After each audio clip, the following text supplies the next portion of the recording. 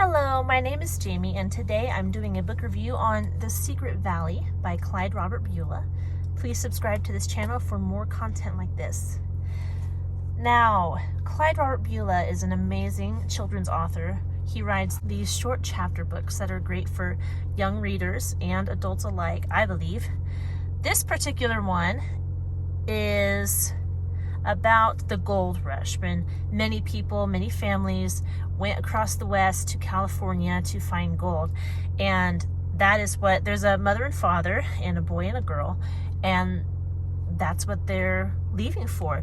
It tracks their journey across very briefly. Most of the book is about them mining, and they end up in this mining town, which is just people with tents.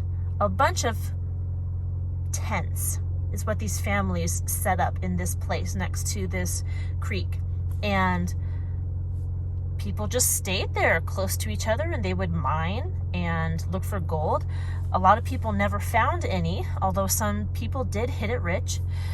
So it talks about their journey in looking for gold and what happened with that and what they learned along the way.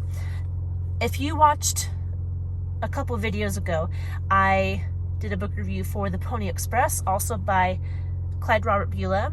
This book is very similar in setup to that book. The illustrations are very similar. Did he do it?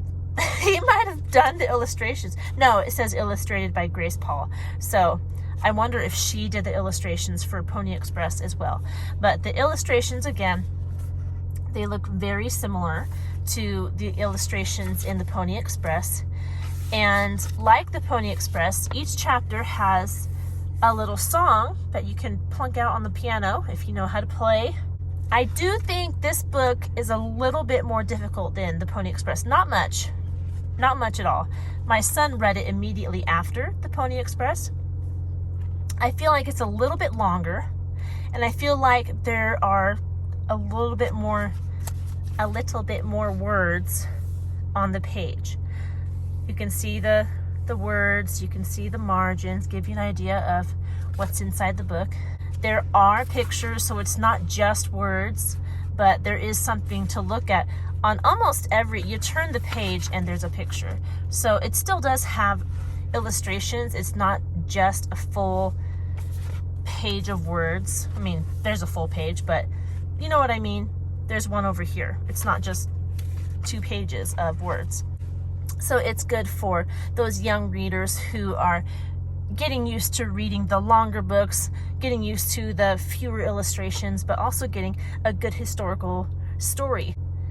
I don't think it's an actual family that went out and did that, but there were families who did do this. So historical fiction, it's really good for kids to read stuff like this, to get acquainted with their history. Well, I'm in America, so if you're an American, this will be good for American history. If you don't live in America, if you're curious about American history, good book for you, for your kids. But that's all I have for you today for this book, and I hope you check it out. I think it would be worth your while, and I will talk to you in our next video. Goodbye. By the way, I checked real quick, and yes, it was the same illustrator for both books.